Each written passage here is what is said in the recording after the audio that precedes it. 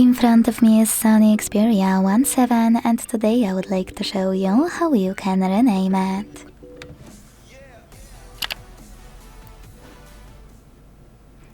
Begin by opening Settings and scrolling all the way down.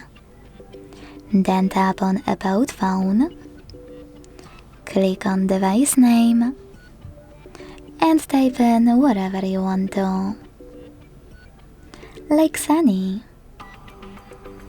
When you finished, click OK in the pop-up and confirm your choice by choosing OK in the second one about visibility.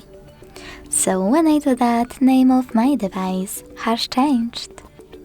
Thanks so much for watching. If you enjoyed this video, leave a like, comment and subscribe. Bye!